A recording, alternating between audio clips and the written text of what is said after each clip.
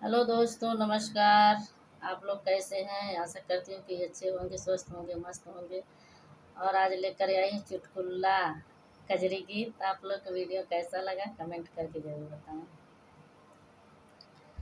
हमारी पेटे भर का भऊ जाइबै, बड़ी हर जाइबै ना।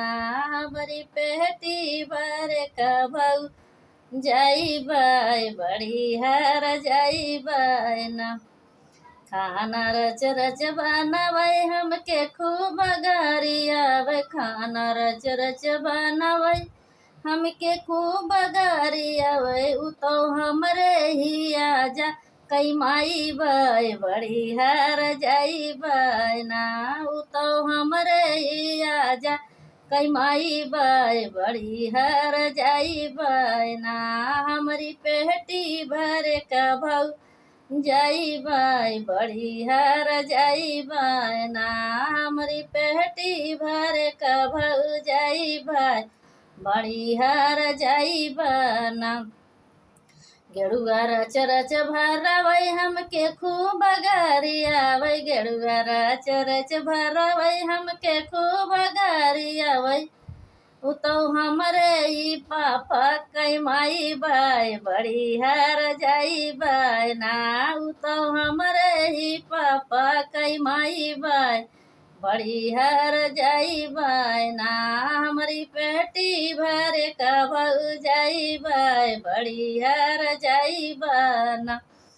हमारी पेटी भर का भऊ जाइबै, बड़ी हर जाइबै ना। बिरवा रच रच जोरबै हमके खूब गरियाबै, बिरवा रच रच जोराबै हमके खूब गरियाबै। उ तो हमरे ही चाचा कई माई बै, बड़ी हर जाइबै ना। उ तो हमरे ही चाचा कई माई बै, बड़ी हर जाइबै ना। हमारी पेटी भर का भऊ जाइबै, बड़ी हर जाइबै ना। हमारी पेटी भर का भऊ जाइबै, बड़ी हर जाइबै ना। सेजिया रच रच लगाबै हमके खूब गरियाबै, सेजिया खूब ही सजाबै हमके खूब गरियाबै। ओ तो हमरे ही भैया कई माई बै, बड़ी हर जाइबै ना। उ तो हमरे ही भैया कई माई बै, बड़ी हर जाइबै ना।